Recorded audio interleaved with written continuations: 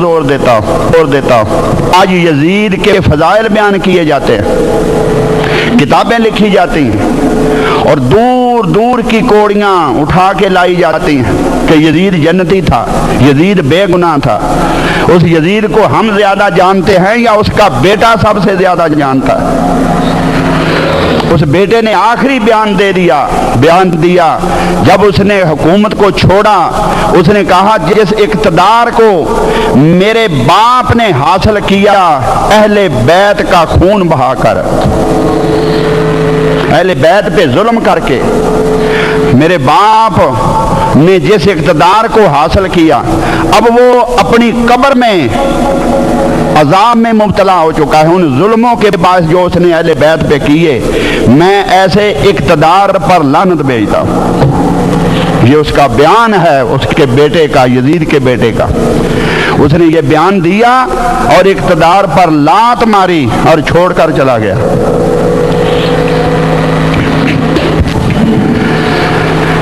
پھر ایک تحریک چلی،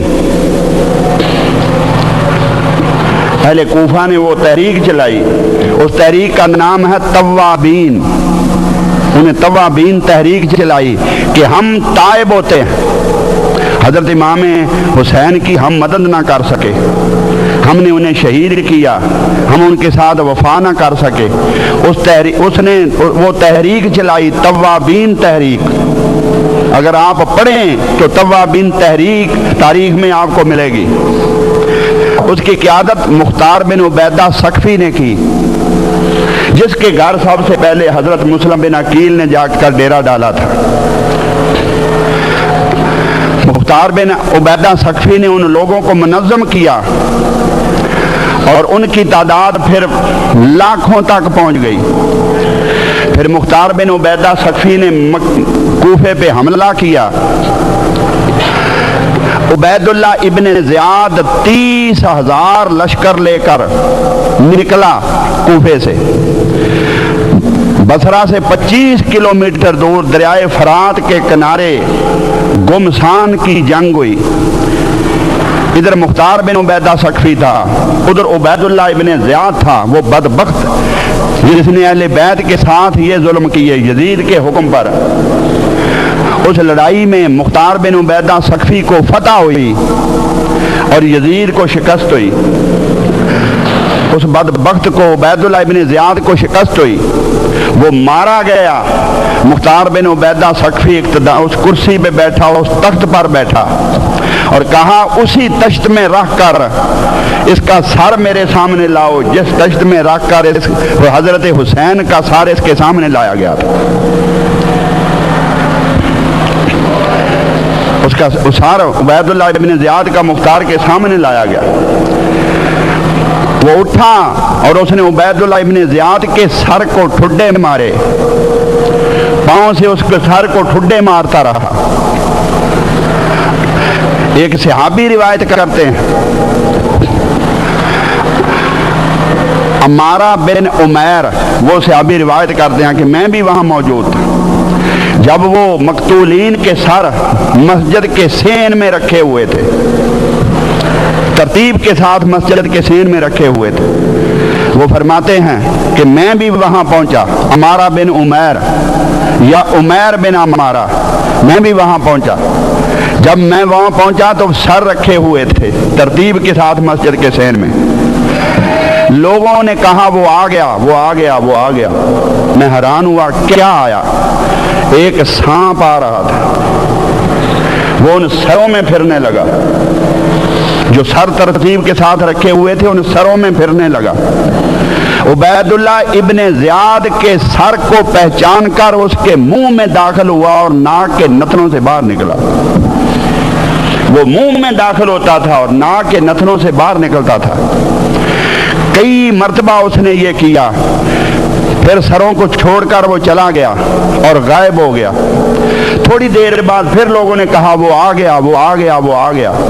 پھر سانپ آیا۔ اسی طرح وہ عبید اللہ ابن زیاد کے سر کے ساتھ کرتا رہا۔ یہ حشر ہوا تھا اس بدبخت کا۔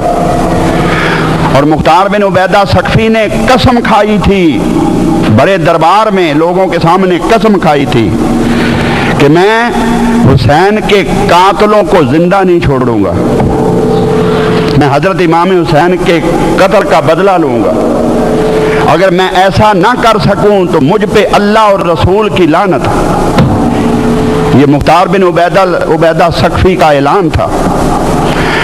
اس نے لوگوں سے پوچھنا شروع کیا، مجھے نام بتاؤ جو حضرت امام حسین کے قتل میں شریک تھے، جو اس لشکر میں شامل ہوئے تھے، جو حضرت امام حسین کا قتل کا سن کے خوش ہوئے تھے، ان لوگوں کے بھی نام مجھے بتاؤ۔ اس نے ان لوگوں کو بھی قتل کر دیا جنہوں نے اس لشکر کو پانی پینے کے لیے دیا تھا۔ لشکر جا رہا ہے، کوئی کنواں ہے یا چشمہ ہے، اس چشمے سے انہوں نے پانی پیا، وہ چشمہ جس کی ملکیت تھا اس نے اس کو بھی قتل کر دیا۔ جس درخت کے سائے میں اس لشکر نے تھوڑی دیر آرام کیا سستانے کے لیے، وہ جس کی زمین میں وہ درخت تھا اس زمین کے مالک کو بھی قتل کر دیا۔ اس لشکر کو جس نے چارہ خشک چارہ جو گھوڑے کھاتے ہیں وہ قیمتاً دیا تھا، اسے بھی اس نے قتل کر دیا۔ مجھے سب نام بتاؤ ان کے جو حضرت امام حسین کے قتل میں شریک ہوئے تھے۔ 80,000 افراد مختار بن عبیدہ ثقفی نے قتل کیے تھے۔ پھر ان بدبختوں کی باری آئی۔ عمر بن سعد جو کربلا کے اس میدان میں یزیدی فوج کا سپہ سالار تھا، جب اس کی باری آئی، مختار بن عبیدہ ثقفی جب اس نے اعلان کیا، اس نے پکڑ کر لوگوں کو مارنا شروع کیا، قتل کرنا شروع کیا۔ دن رات کام یہ تھا، کوئی قتل کیے جا رہے ہیں، کئیوں کو سپاہی لینے جا رہے ہیں، کئیوں کو سپاہی لے کے آ رہے ہیں، اور قتل کر کے ان سروں کو محمد بن حنفیہ کے پاس مدینہ میں بھیجتا رہا مختار بن عبیدہ ثقفی، آپ کے بار بار منع کرنے کے باوجود۔ پھر اس نے دربار میں کہا، مختار بن عبیدہ ثقفی نے دربار میں کہا، کل میں ایسے شخص کو قتل کروں گا جس کے قتل پر ملائکہ بھی خوش ہوں گے اور مومن بھی خوش ہوں گے۔ ایسے بدبخت کو کل میں قتل کروں گا۔ اس کے دربار میں حیثم بن اسود بیٹھا ہوا تھا، وہ سمجھ گیا۔ اس نے رات کو اپنے بیٹے کو بھیجا عمر بن سعد کے پاس کہ اپنی حفاظت کا انتظام کرو، کل تمہیں مختار قتل کرنا چاہتا ہے۔ اس نے کہا مختار مجھے قتل نہیں کرے گا۔ جب صبح ہوئی، مختار نے ایک آدمی کو بھیجا، عمر بن سعد کو بلا کر لاؤ۔ اس نے اپنے بیٹے کو بھیج دیا، حفص جس کا نام تھا۔ جب مختار نے اس حفص کو دیکھا، پوچھا تیرا باپ کہاں ہے؟ وہ کہنے لگا وہ خلوت نشین ہو گیا ہے، چھپ گیا۔ مختار نے کہا کیوں چھپ گیا؟ اب وہ حکومت کہاں گئی جسے حاصل کرنے کے لیے نبی کے نواسے کو قتل کیا تھا؟ اب کیوں چھپا بیٹھا ہے، اب سامنے کیوں نہیں آتا؟ پھر اس نے اپنے خاص کوتوال ابو امرا کو سپاہیوں کے ساتھ بھیجا کہ عمر بن سعد کا سر کاٹ کر لے آؤ۔ وہ عمر بن سعد کے پاس گئے، اس کا سر کاٹ کر دامن میں چھپایا اور لا کر مختار کے سامنے رکھ دیا۔ اس کا بیٹا وہاں موجود تھا۔ مختار نے اس سر سے کپڑا ہٹایا، اس کے بیٹے سے پوچھا یہ سر کس کا ہے؟ اس نے پڑھا انا للہ و انا الیہ راجعون، یہ میرے باپ کا سر ہے، اب ان کے بعد میری زندگی کا بھی کوئی مزہ نہیں۔ مختار نے کہا تو نے سچ کہا۔ حکم دیا کہ اسے بھی اس کا سر بھی قلم کرو اور اس کے سر کو باپ کے سر کے ساتھ لا کر رکھ دو۔ اسے بھی قتل کر دیا گیا۔ اس کا سر لا کر اس کے باپ عمر بن سعد کے سر کے پاس رکھا۔ اس وقت مختار نے کہا کہ باپ کا سر حسین کا بدلہ اور بیٹے کا سر علی اکبر کا بدلہ، اگرچہ یہ دونوں برابر نہیں ہو سکتے، پھر اس نے کہا اللہ کی عزت کی قسم میں 1/3 قریش کو بھی قتل کر دوں تو حضرت امام حسین کے پاؤں کی 1 انگلی کے برابر بھی نہیں ہو سکتے۔ خولی بن یزید، اور یہ جو میں نے آپ کو یہ بیان کیا اسے طبری نے لکھا ہے صفحہ 534 اور ابن اسیر نے لکھا ہے صفحہ 94، البدایہ والنہایہ صفحہ 273۔ خولی بن یزید، ابن اسیر صفحہ 94، البدایہ والنہایہ صفحہ 272۔ خولی بن یزید یہ وہ بدبخت انسان ہے جس نے حضرت امام حسین رضی اللہ تعالیٰ عنہ کے سر مبارک کو جسم سے جدا کیا تھا اور اپنے گھر لے کے گیا تھا اور سر کو تنور میں رکھا تھا۔ اس کی بیوی رات کو اٹھی تھی، اس نے سر اقدس سے رونما ہونے والے پھوٹنے والے وہ انوار دیکھے تھے جو آسمان تک جا رہے تھے۔ انہوں نے وہ پرندوں کی ڈاریں دیکھی تھیں کہ اللہ رب العزت کی بارگاہ سے فرشتے اجازت لے کے حضرت امام حسین کے لبوں کا بوسہ دینے کے لیے آتے تھے۔ سر کو تنور میں رکھ، اس کی بیوی رات کو اٹھی تھی، اس نے سر اقدس سے رونما ہونے والے پھوٹنے والے وہ انوار دیکھے تھے جو آسمان تک جا رہے تھے۔ انہوں نے وہ پرندوں کی ڈاریں دیکھی تھیں کہ اللہ رب العزت کی بارگاہ سے فرشتے اجازت لے کے حضرت امام حسین کے لبوں کا بوسہ دینے کے لیے آتے تھے۔ ساری رات ان کا تانتا بندھا رہا۔ اس عورت نے دیکھا کہ 4 بیبیاں اس سر کو نکال کر چوم رہی تھی۔ اس سر کے صدقے خولی کی بیوی نے حضرت حوا کا دیدار بھی کیا، حضرت فاطمہ الزہرا کا دیدار بھی کیا، حضرت آسیہ کی زیارت بھی کی، حضرت مریم کی زیارت بھی کی۔ اس کے صدقے اسے یہ زیارتیں ہوئیں اور وہ عورت چیخ مار کر گھر سے نکلی کہ اے بدصورت، اے بدسیرت، اے بدبخت انسان، تو نے نبی کے نواسے کو کے سر کو اتار کر تنور میں لا کر رکھ دیا، دیکھ اس سر سے کس طرح انوار پھوٹ رہے ہیں اور اللہ کی بارگاہ سے فرشتے جوک در جوک اس کے لبوں کے بوسے دینے کے لیے آ رہے ہیں۔ وہ عورت باہر نکل گئی اور کتابوں والے کہتے ہیں کہ اللہ کی عزت کی قسم اس کے بعد اس عورت کا کوئی پتہ نہیں چلا کہاں اس کی وفات ہوئی۔ اسے گرفتار کرنے کے لیے، خولی بن یزید کو گرفتار کرنے کے لیے مختار نے اپنے خاص کوتوال ابو امرا کو بھیجا۔ سپاہی لے کر گئے، انہوں نے جا کر اس کے مکان کو گھیر لیا، خولی بن یزید کے مکان کو۔ جب اس مکان کو گھیرا گیا، یہ بدبخت ایک کسی جگہ چھپ گیا، ایک کوٹھری میں چھپ گیا اور بیوی سے کہا کہ تم لا علمی کا اظہار کرنا۔ جب عبداللہ بن کاہل کو بھیجا تھا سپاہیوں کے ہمراہ، انہوں نے سپاہیوں کو حکم دیا کہ سارے گھر کی تلاشی لو۔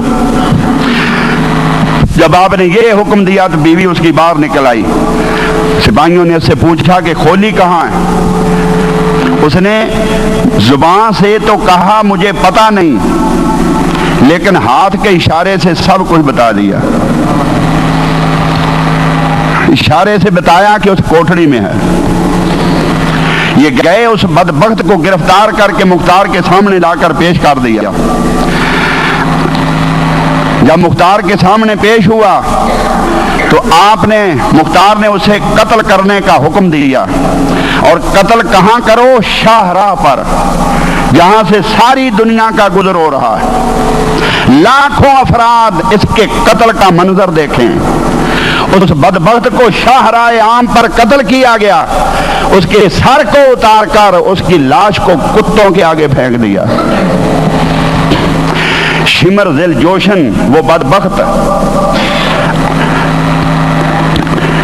جس نے حضرت امام حسین رضی اللہ تعالیٰ عنہ کے کربلا جانے والوں کے لیے اہل بیت کے لیے مصیبت بنا رہا شمر ذیل جوشن، جو آپ کی چھاتی پہ چڑھا تھا، حضرت امام حسین رضی اللہ تعالیٰ عنہ کی چھاتی پہ چڑھا تھا۔ اور دوسری روایت ہے کہ حضرت امام حسین میدان جنگ کا چکر لگا رہے تھے، جب نہر فرات کے قریب پہنچے تو شمر ذیل جوشن کو دیکھا اور آپ نے فرمایا سچ کہا تھا میرے نانا نے، آقا دو جہاں صلی اللہ علیہ وسلم نے سچ فرمایا تھا کہ ایک ابلک کتا ہے جو میرے اہل بیت کے خون میں منہ مار رہا ہے۔ یہ بدبخت سفید داغوں والا تھا۔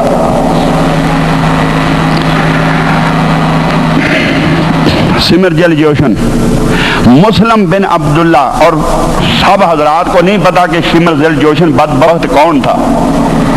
حضرت امام حسین رضی اللہ تعالیٰ عنہ کے 4 بھائی جو ماؤں سگے نہ تھے، حضرت علی المرتضیٰ رضی اللہ تعالیٰ عنہ کی فاطمی اولاد حضرت امام حسن، حضرت امام حسین اور حضرت زینب، فاطمی اولاد، وہ غیر فاطمی اولاد تھی حضرت علی المرتضیٰ کی۔ حضرت عباس علمدار، حضرت عباس علمدار، حضرت عثمان، حضرت جعفر اور حضرت عبداللہ، یہ 4 بھائی جو حضرت امام حسین رضی اللہ تعالیٰ عنہ کے ساتھ تھے اور ساتھ ہی شہید ہوئے، یہ اس بدبخت کے سگے بھانجے تھے۔ شمر ذیل جوشن ان 4 بھائیوں کا سگا ماموں تھا۔ اس کی بہن ام بنین بنت حرام جو حضرت علی المرتضیٰ کی زوجہ تھی، اور یہ میدان جنگ میں آیا تھا جب جنگ شروع ہونے لگی تھی۔ یہ آیا تھا لشکر حسین کے قریب، اور اس نے آ کر 4 بھانجوں کو آواز دی تھی کہ میں نے تمہارے لیے امان حاصل کر لی، تم میری طرف آ جاؤ۔ یہ 4 بھائی جا کر کھڑے ہو گئے کہ اے خبیث، ہماری نظروں سے دور ہو جا، ہمارے لیے امان ہے اور نواسہ رسول کے لیے امان نہیں، ہم اسی کے ساتھ جیئیں گے اور اسی کے ساتھ مریں گے۔ یہ وہ شمر ذیل جوشن ہے۔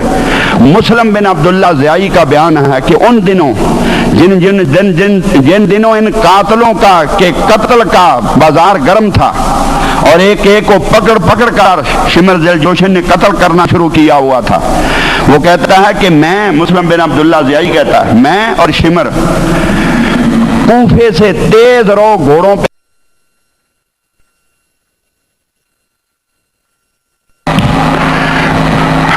مختار کے غلام ازدی نے ہمارا پیچھا کیا، ہم نے گھوڑے بہت تیز دوڑائے مگر وہ ہمارے قریب آ گیا اور آتے ہی شمر پر حملہ آور ہوا۔ شمر اس کے واروں کو روکتا رہا لیکن اس نے پیچھا نہ چھوڑا۔ شمر نے ایک ایسا وار کیا کہ ازدی کی کمر ٹوٹ گئی، توڑ دی اس نے۔ اسے جب مختار کے سامنے لایا گیا تو مختار نے کہا کہ اگر یہ میرے ساتھ مشورہ کرتا تو میں اس طرح حملہ کرنے کا حکم نہ دیتا۔ مسلم بن عبداللہ زیائی کا بیان ہے کہ ہم وہاں سے گئے، کوفہ اور بصرہ کے درمیان ایک گاؤں ہے جس کا نام کلتانیہ، اس گاؤں میں پہنچے۔ وہاں شمر نے ایک کسان کو پکڑ کر مارا پیٹا اور اسے مجبور کیا کہ میرا یہ خط مصعب بن زبیر کے پاس پہنچا، مجھے جواب لا کر دے۔ اس خط میں اس بدبخت نے کوئی مدد وغیرہ مانگی ہوگی۔ اس کسان کو مجبور کیا کہ تیرے گھر کو جلا دوں گا اور تیری ساری جائیداد میں ضبط کر لوں گا وغیرہ وغیرہ۔ وہ کسان مجبور ہو کر اس کے خط کو لے کر، اس خط پر پتہ بھی لکھا تھا اور اس خط کا عنوان تھا شمر ذیل جوشن کا پیغام، امیر مصعب بن زبیر کے نام اس خط پہ لکھا تھا۔ آگے ایک بڑا گاؤں تھا، وہ کسان اس میں پہنچا۔ اتفاق سے مختار بن عبیدہ سکوی کا خاص کوتوال ابو امرہ وہاں جنگی چوکی قائم کرنے کے لیے گیا ہوا تھا۔ اس گاؤں میں پہنچ کر وہ کسان اپنے دوست کسان کو مل کر اپنی وہ زیادتیاں جو شمر نے اس کے ساتھ کی وہ بیان کر رہا تھا کہ مجھے اس طرح مجبور کیا گیا، خط لے جانے پر مجبور کیا گیا۔ अबू अमरा का फौजी सिपाही जिसका नाम अब्दुर्रहमान बिन उबैद था, उसका वहां से गुजर हुआ। उसने उस किसान की गुफ्तगू सुनी, सुनकर उसने खत भी ले लिया और किसान को लेकर अबू अमरा के पास पहुंच गया। उसने बताया कि इस वक्त शिमर जल जोशन फलां जगह। उन्होंने कहा तू अब जा, अबू अमरा सिपाहियों को लेकर जाकर उस गांव में, जिस गांव में वे शिमर जल जोशन छिपा बैठा था, वहां पहुंच गए। रात का वक्त था। मुस्लिम बिन अब्दुल्ला ज़ियाई कहता है कि मैंने रात को शिमर से कहा कि हम यहाँ से निकल चलें, मुझे यहाँ से खौफ महसूस हो रहा है, यहाँ से निकल चलें। शिमर कहने लगा मैं 30 दिन तक किसी जगह नहीं जाऊँगा, यहाँ मैं इंतज़ार करूँगा खत का, और तुझे शायद मुख्तार कज़्ज़ाब की वजह से खौफ महसूस हो रहा है।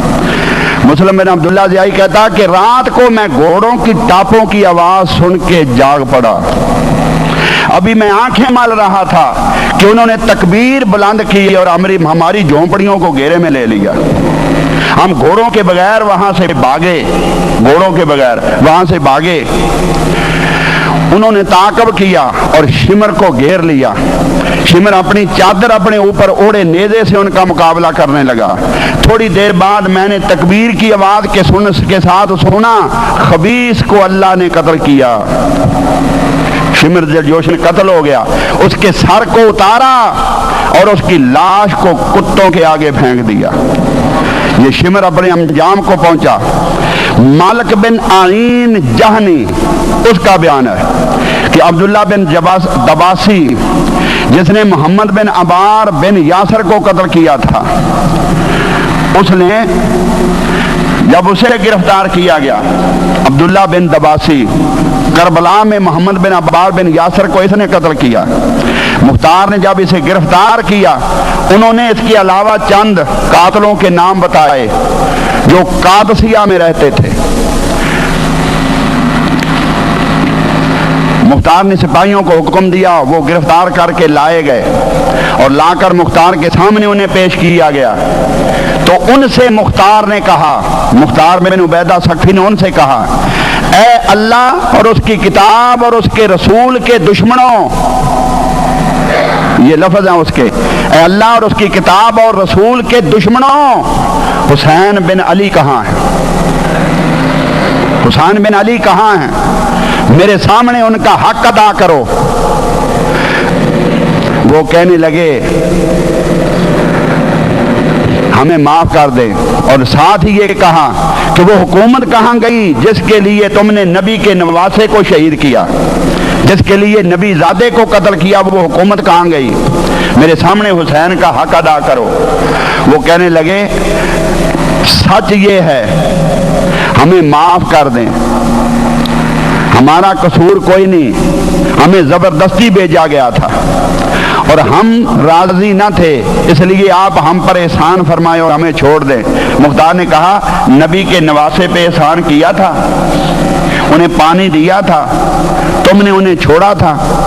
फिर एक को मुखातब किया, मालिक बिन बदवी से, मालिक बिन बदी को मुखातब किया कि तेरे मुतल्लिक मुझे पता चला कि तूने हजरत इमाम हुसैन की टोपी उतारी थी। अब्दुल्ला बिन काहल पास खड़े थे, उन्होंने कहा हाँ मैं गवाह हूं कि इसने टोपी उतारी थी। मुख्तार ने हुक्म दिया कि इसके दोनों हाथ और दोनों पांव को काट दिया जाए और इसे खुला छोड़ दिया जाए ताकि यूं ही तड़प तड़प कर मर जाए। उसके दोनों हाथ और दोनों पांव को काट दिया गया और उसे छोड़ दिया गया। वो बदबख्त तड़प तड़प कर जहन्नम रसीद हुआ और उसकी लाश को फिर जला दिया गया।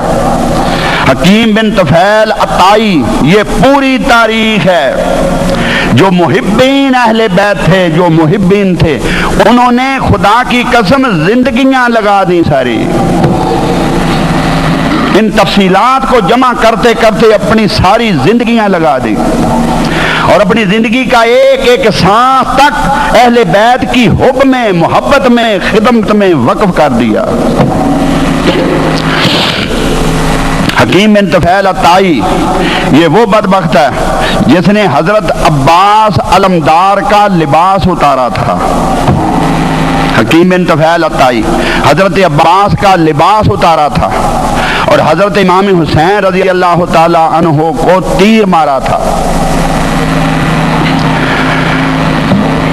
مختار نے سپاہی بھیجے، عبداللہ بن کاہل کے ساتھ سپاہیوں کو بھیجا، یہ کوتوال تھے، گرفتار کرنے کی ذمہ داری پر مامور تھے۔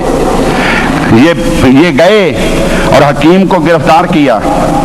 جب مختار کی طرف چلے تو حکیم کے گھر والے عاصم بن عدی ایک شخص تھا جو مختار بن عبیدہ ثقفی کا دوست تھا، اس کے پاس گئے کہ مختار تمہارا دوست ہے، حکیم کو چھڑا لائیں، اس کی سفارش کریں۔ عاصم بن عدی یا عدی بن عاصم اس کی سفارش کے لیے مختار کے پاس پہنچا، اسے اپنی غرض بیان کی۔ مختار نے کہا تم حسین کے قاتلوں کی حمایت کرتے ہو یا ان کی سفارش کرتے ہو؟ تو اس نے کہا کہ نہیں، وہ بے گناہ ہے، اس کا قصور کوئی نہیں، اس کا کوئی قصور نہیں۔ مختار نے کہا اچھا ہم اسے چھوڑ دیتے ہیں۔ عبداللہ بن کاہل کے ساتھ سپاہی اسے گرفتار کر کے لا رہے تھے، انہیں پتہ چل گیا کہ عدی بن عاصم اس کی سفارش کے لیے گیا ہوا اور مختار اس کی سفارش مان لے گا اس لیے کہ وہ اس کا دوست ہے، اور یہ بدبخت چھوٹ جائے گا، اور چاہتے نہیں کہ یہ چھوٹے۔ آپ ہمیں اجازت دیں ہم اس بدبخت کو راستے میں ختم کر دیں۔ عبداللہ بن کاہل نے اجازت دے دی، وہ ایک مکان میں لے گئے، حکیم بن طفیل کو ایک مکان میں لے گئے، اسے کہا تو نے حضرت عباس کا لباس اتارا تھا؟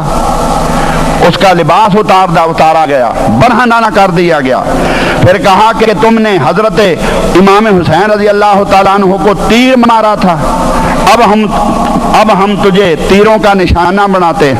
تیر مار مار کر، پتھر مار مار کر اسے ہلاک کر دیا، وہ واصل جہنم ہوا۔ عبداللہ بن کاہل آیا مختار کے پاس اور آ کر کہا کہ حکیم بن طفیل کو ہم نے قتل کر دیا سپاہیوں نے۔ مختار نے کہا کہ تم میرے پاس لائے بغیر تم نے اسے قتل کیوں کیا؟ وہ کہنے لگا کہ آپ کے پیروکاروں نے نہیں مانا، پھر میں مجبور ہو گیا، اس لیے انہوں نے راستے میں قتل کر دیا۔ عدی بن عاصم جو سفارش کے لیے آیا ہوا تھا، اس نے کہا کہ دشمن خدا تو جھوٹا ہے، تجھے پتا تھا کہ مختار میری سفارش مان لے گا اس لیے تو نے راستے میں قتل کر دیا۔ عبداللہ بن کاہل اسے جواب دینے لگے لیکن مختار نے اشارے سے منع کیا، وہ نہیں چاہتا تھا کہ یہ بدبخت زندہ بچے، اور عدی بن عاصم وہ ناراض ہو کر چلا گیا۔ عمر بن سبی یہ وہ بدبخت تھا جو کہا کرتا تھا کہ میں نے حسین کے ساتھیوں کو تیروں سے زخمی کیا ہے، کسی کو قتل نہیں کیا، تیروں سے زخمی کیا ہے، کسی کو قتل نہیں کیا، یہ وہ اکثر کہتا تھا، معاشرے میں کہتا پھرتا تھا، میں نے تیروں سے زخمی کیا، کسی کو قتل نہیں کیا۔ مختار بن عبیدہ ثقفی نے عمر بن کاہل کو یا عبداللہ بن کاہل کو اس کی گرفتاری کے لیے بھیجا، یہ گئے، اس کے مکان کو گھیر لیا، یہ اپنی چھت پہ اپنی تلوار سرانے رکھے بے خبر سو رہا تھا، انہوں نے اسے گرفتار کیا اور تلوار کو قبضے میں کر لیا۔ یہ بدبخت کہنے لگا برا ہو اس تلوار کا، یہ مجھ سے کتنا قریب تھی اور اب کتنا دور ہو گئی۔ وہ آئے مختار کے پاس، اس نے کہا رات بھر اسے قید میں رکھو، صبح پیش کرنا۔ جب صبح دربار لگا عام لوگ جمع ہو گئے تو وہ یہ لائے اور مختار کے سامنے اسے پیش کیا۔ وہ بدبخت کہنے لگا عمر بن سبی، اے گروہ کفار فجار، کاش آج میرے ہاتھ میں تلوار ہوتی اور تمہیں معلوم ہو جاتا کہ میں بزدل اور کمزور نہیں ہوں، اور مجھے مسرت ہوتی کہ تمہارے بغیر میں کسی اور کے ہاتھ سے قتل ہوتا، اس لیے کہ میں تمہیں حقیر ترین مخلوق، بدبخت مخلوق سمجھتا ہوں۔ ایسی گفتگو اس بدبخت نے کی، اور پاس کھڑے عبداللہ ابن کاہل کی آنکھ پہ مکہ مارا، انہوں نے اس کا ہاتھ پکڑا اور مختار سے کہا کہ یہ شخص کہتا ہے کہ میں نے نبی علیہ الصلوۃ والسلام کی آل کو، آپ کی اہل بیت کو تیروں سے زخمی کیا، اس لیے آپ ہمیں حکم دیں، اس کے بارے آپ ہمیں حکم دیجئے۔ مختار نے کہا کہ نیزے لاؤ اور اس بدبخت کو چھیر چھیر کے مارو۔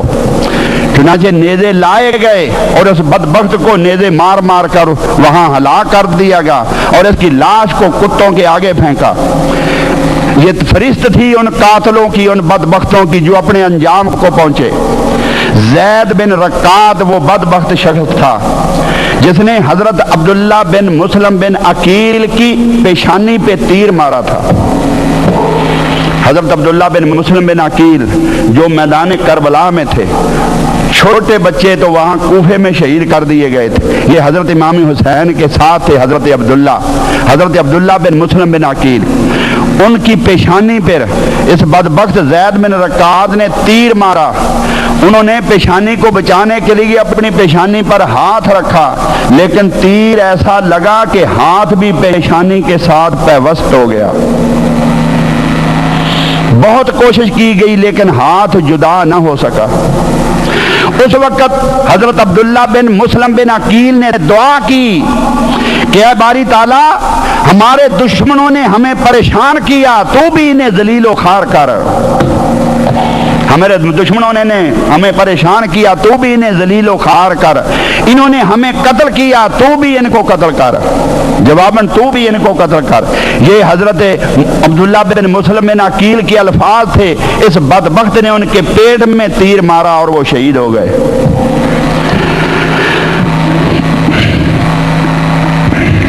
مختار بن عبیدہ ثقفی نے اسے گرفتار کرنے کے لیے سپاہیوں کو بھیجا۔ وہ جا کر اس پہ ٹوٹ پڑے۔ اس بدبخت نے بھی مقابلہ کیا، زید بن رکات نے بھی مقابلہ کیا، لیکن ان کے کمانڈر عبداللہ بن کاہل نے سپاہیوں سے کہا کہ اس بدبخت کو نیزوں اور تلواروں سے ہلاک نہ کرو، اسے پتھر اور تیر مارو، پتھر اور تیروں سے اس بدبخت کو ہلاک کرو۔ جب وہ گر گیا، ابھی جان باقی تھی، تو انہوں نے آگ منگوا کر اس بدبخت کو زندہ جلا دیا۔ یہ اپنے انجام کو پہنچا۔ اسی دور میں ایک قاتل حضرت امام حسین اور اہل بیت کا ایک قاتل وہاں سے چھپا نکل گیا، چھپ کر روئے زمین پر، اسے کہیں جائے پناہ نہ ملی، وہ مدینے آ گیا۔ کوفے سے نکلا اور مدینے آ گیا۔ ہر جگہ تلاش کیا جا رہا تھا قاتلان اہل بیت کو، وہ مدینے آ گیا۔ حضرت امام زین العابدین کے ڈیرے میں وہاں آ گیا۔ لنگر پکتا تھا، لوگ کھاتے تھے، وہ بھی کھاتا رہا۔ خدمت میں لوگ بیٹھتے تھے، وہ بھی بیٹھتا رہا۔ کچھ دن گزر گئے، 4 یا 5 دن گزر گئے۔ اسے خیال آیا کہ میرا پتہ تو چل جائے گا، یہاں سے نکلنا چاہیے، کوئی آ کر بتا دے گا، یہاں سے نکلنا چاہیے۔ اس نے اجازت لی کہ حضور مجھے اجازت دے، میں جا رہا ہوں۔ آپ نے فرمایا بھائی کہاں جانا ہے؟ فلاں جگہ۔ آپ نے فرمایا تیرے یہ کپڑے جو لباس ہے یہ کتنا میلا ہے، لگتا ہے تو بہت دور کا سفر کر کے آیا۔ اپنا نیا لباس اسے لا کر دیا، یہ نیا لباس لے لے۔ اس نے کپڑے بدل لیے، پھر زاد راہ دیا، پیسے دیے کہ رستے میں ضرورت پڑی تو یہ خرچ کر لینا۔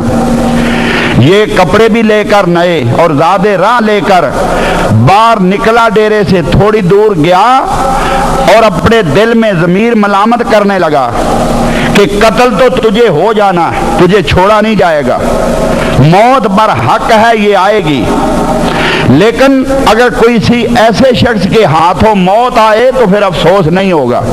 مجھے اپنی اصلیت ساری صورتحال یہاں مجھے واضح کر دینی چاہیے۔ وہ واپس آ گیا، واپس پلٹ کر آیا، ضمیر نے ملامت کی۔ جب واپس پلٹ کر آیا تو حضرت امام زین العابدین نے فرمایا واپس آ گئے ہو؟ گئے نہیں۔ وہ کہنے لگا حضور شاید آپ نے مجھے پہچانا نہیں۔ حضرت امام زین العابدین مسکرائے، آپ نے فرمایا ظالم، میں اس وقت سے تجھے پہچانتا ہوں جب کربلا میں میرے باپ کے گلے پر تیری تلوار چل رہی تھی۔ اور تو تیروں سے اہل بیت کو زخمی کر رہا تھا، میں اس وقت تجھے جانتا ہوں۔ تو اس نے کہا کہ حضرت پھر اس طرح کرم نوازی کیوں کی؟ میں 5 دن ٹھہرا، آپ مجھ سے شفقت فرماتے رہے، آپ نے اپنے جوڑا مجھے عطا کیا، آپ نے زاد راہ مجھے دیا، مجھ سے خیریت دریافت کی اور میرا حال پوچھتے رہے، یہ سب کچھ کیوں کیا؟ آپ نے فرمایا یہ تمہارا کردار تھا، یہ ہمارا کردار ہے، یہ اہل بیت کا کردار ہے، یہ اہل بیت کا کردار ہے۔ ابو الخنوق ایک شخص تھا، ابو الخنوق، جس کے پاس رات وہ لشکر جا رہا تھا، سران شہداء لے کر جا رہے تھے، یہ قیدی جا رہے تھے، راستے میں ایک رات آئی، اس رات وہ سر رکھے ہوئے تھے، ایک پیٹی تھی اس میں سر حسین رکھا ہوا تھا اور 50 آدمیوں کا پہرا ہوتا تھا۔ ابو الخنوق کہتا اس کا چہرہ بالکل سیاہ تھا، ایک طرف سے بالکل سیاہ ہو گیا۔ اس سے لوگوں نے پوچھا یہ تجھے کیا ہوا؟ صبح ان لشکریوں نے پوچھا تجھے کیا ہوا؟ تیرا ایک طرف تو بہت سفید ہے، تو بڑا خوبصورت تھا، ایک طرف سے سیاہ کیا ہو گیا؟ یہ تجھے کیا ہوا رات؟ وہ کہنے لگا کچھ نہ پوچھو، کسی کو بتاتا نہیں تھا۔ ایک عرصہ گزرا، جب لوگوں نے مجبور کیا تو وہ کہنے لگا 50 آدمی جو ان سروں کی حفاظت کے لیے مامور ہوتے تھے، اس وقت میری ڈیوٹی تھی، میں جاگ رہا تھا، ان سروں کی حفاظت کر رہا تھا۔ میں نے دیکھا کہ چاند صورتیں ہیں، انتہائی خوبصورت لباس ہے، سارا میدان وہ بکا نور بن گیا، ایک بہت بڑی ہستی، لمبا ان کا قد تھا، نورانی چہرہ تھا، وہ آئے، انہوں نے اس بکسے کو کھولا جس میں حضرت امام حسین کا سر مبارک تھا، اس نے اٹھایا اور چوم کر پھر واپس رکھنے لگے۔ پیچھے سے ایک اور ہستی آ گئی تو میں آگے جانے لگا کہ یہ چرا کر نہ لے جائیں، میں اسے سر کو اندر رکھ کے بند کروں۔ غیب سے آواز آئی کہ خبردار، قریب نہ جانا، یہ جو چومنے کے لیے آئے ہیں یہ حضرت آدم علیہ السلام ہیں، یہ حضرت آدم علیہ السلام ہیں۔ جو بعد میں آئے ہیں وہ حضرت نوح علیہ السلام ہیں، جو بعد میں آئے ہیں یہ ابراہیم علیہ السلام ہیں، جو بعد میں آئے ہیں وہ اسماعیل علیہ السلام ہیں۔ خدا کی قسم میں دیکھتا رہا 1,24,000 پیغمبر یکے بعد تشریف لاتے رہے اور سر مقدس کو اس بکسے سے نکال کر چوم کر واپس ہٹتے رہے۔ پھر آخر میں تاجدار کائنات صلی اللہ علیہ وسلم تشریف لائے، آپ کے ہمراہ ابو بکر صدیق ہیں، آپ کے ہمراہ حضرت علی المرتضی، حضرت عثمان غنی، حضرت عمر فاروق اور حضرت مسلم بن عقیل جید صحابہ ہیں، حضرت حسن ایک پورا لشکر ہے صحابہ کا، قائد دو جہاں کے حضور صلی اللہ علیہ وسلم کے ساتھ آپ نے اس سر حسین کو اٹھایا، بوسہ دیا، سب نے بوسے دیے۔ میں آگے بڑھ، اتنے میں ایک فرشتہ آیا، اس کے ہاتھ میں گرز تھا، اس کے ہاتھ میں گرز تھا، وہ میری طرف بڑھا، مجھے مارنے کے لیے میری طرف بڑھا۔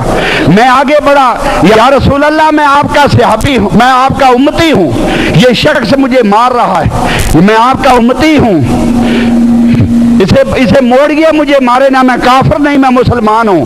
وہ آگے بڑھا، وہ فرشتہ، اس نے میرے منہ پہ تماچا مارا، اپنے ہاتھ سے میرے منہ پہ تماچا مارا، میں بے ہوش ہو گیا۔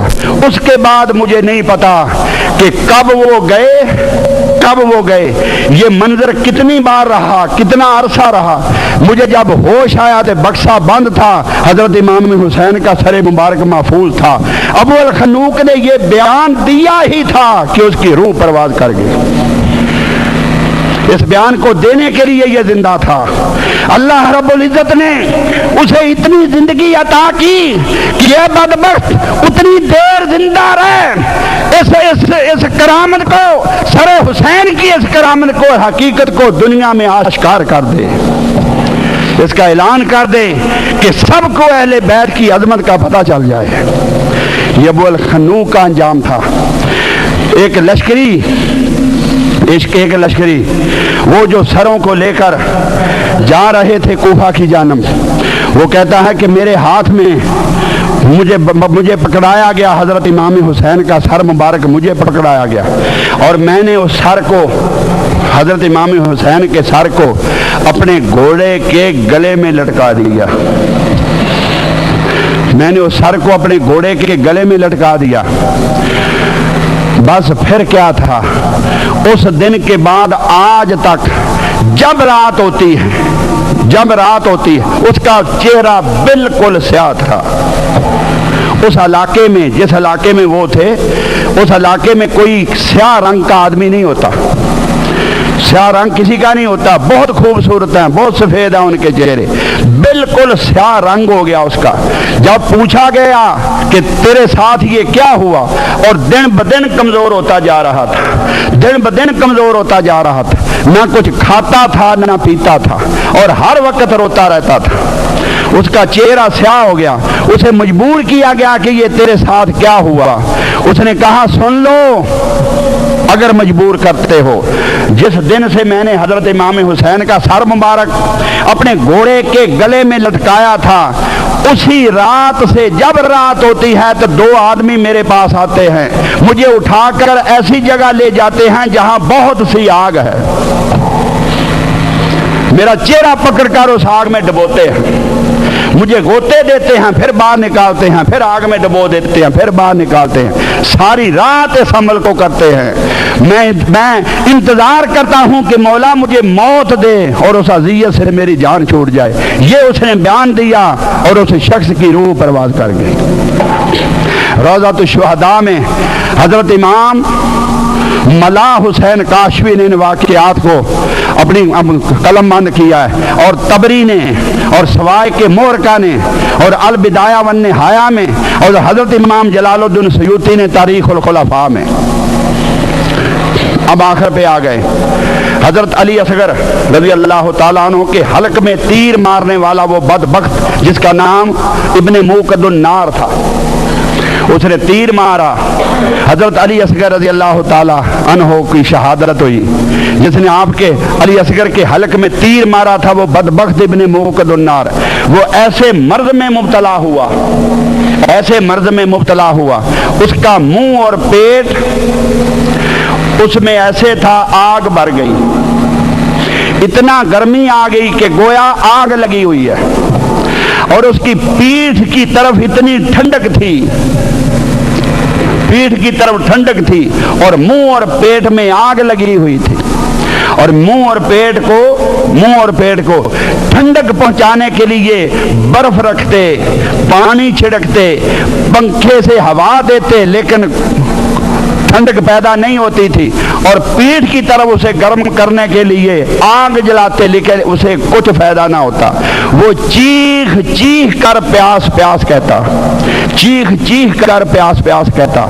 اسے ستو پلائے جاتے، دودھ پلایا جاتا، 5 گھڑے بھی اس کے پلائے جاتے. تو کتابوں والے کہتے ہیں وہ پیاس کہہ کر چیختا تھا. بالآخر لوگوں نے اس کا خیال چھوڑ دیا، گھر والوں نے اس کا خیال چھوڑ دیا. اسے گھر سے نکال کر دور اسے پھینک دیا گیا. سالوں اس مرض میں مبتلا رہا. اور جو قریب اس کے جاتا تھا، قریب سے گزرتا تھا، وہ چیخ کر کہتا تھا لوگوں مجھ سے یہ غلطی ہوئی کہ میں نے علی اصغر کے حلق میں تیر مارا تھا. مجھ سے یہ غلطی ہوئی، میں نے علی اصغر کے حلق میں تیر مارا تھا. اس تاریخ کو کوئی پڑھ لے، اگر اس کو کوئی پڑھ لے، اللہ پاک توفیق دے، اس تاریخ کو اگر کوئی پڑھ لے، خدا کی قسم یزید کو کوئی امیر المومنین نہ کہے. کوئی یزید کو امیر المومنین نہ کہے. لوگوں وہ شفاعت، وہ جنت، یہ سب کچھ اللہ کی عزت کی قسم مرہون منت ہے صحابہ کی محبت پر. یہ خاص ہے صحابہ کی محبت پر.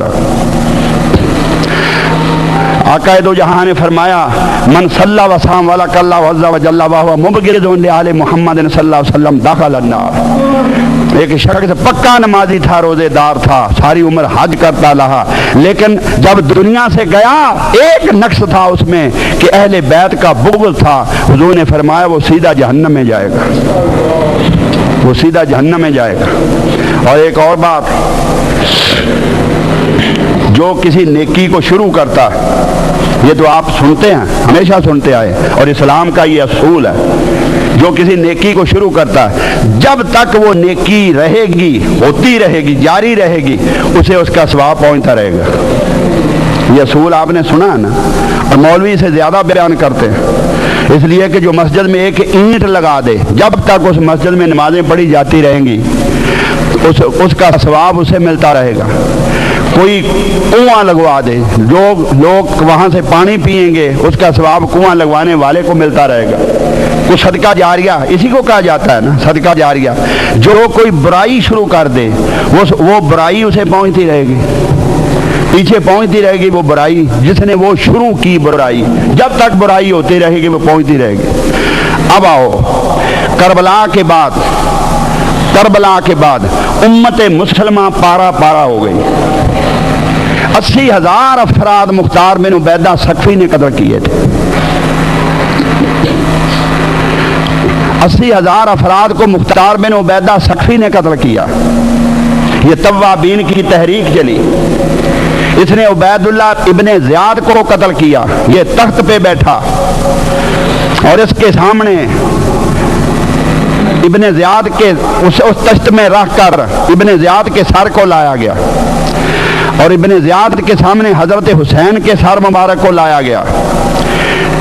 یہ ابن زیاد، یہ مختار بن عبیدہ ثقفی، جس نے اتنی بڑی یہ نیکی کی، اتنی بڑی نیکی کی، اتنی بڑی نیکی کی کہ نادانی ہو گئی، اس بدبخت نے نبوت کا دعویٰ کر دیا۔ اس نیکی کو ہضم نہ کر سکا، اتنی بڑی سعادت کو یہ ہضم نہ کر سکا، بدبخت ہو گیا، اس نے نبوت کا دعویٰ کر دیا۔ جب اس نے نبوت کا دعویٰ کیا، پھر اس قلعے کو توڑنے کے لیے حضرت عبداللہ بن زبیر نے اپنے بھائی حضرت موسیٰ بن زبیر کو بھی لشکر دے کر بھیجا۔ یہ کوفے سے پھر لشکر لے کر نکلا۔ عبداللہ بن زبیر نے مختار بن عبیدہ، موسیٰ بن زبیر نے مختار بن عبیدہ ثقفی کو قتل کیا۔ پھر وہ تخت پہ بیٹھا، حضرت موسیٰ بن زبیر وہ تخت پہ بیٹھے، اور تخت میں رکھ کر مختار بن عبیدہ ثقفی کا سر پھر اس کے سامنے لایا گیا۔ اس جنگ میں 70-80 ہزار افراد اس جنگ میں شہید ہوئے، قتل ہوئے، ادھر سے وہ لقمہ اجل بنے۔ پھر موسیٰ بن زبیر وہاں آ کر قابض ہو گئے کوفے پہ۔ پھر اس قلعے کو توڑنے کے لیے عبد الملک بن مروان آیا۔ پھر عبد الملک نے چڑھائی وہاں کی، اس نے موسیٰ بن زبیر پر حملہ کیا، یہ یہاں سے لشکر لے کر نکلے۔ پھر عبد الملک نے حضرت موسیٰ بن زبیر کو شہید کیا اور وہ وہاں قابض ہوا۔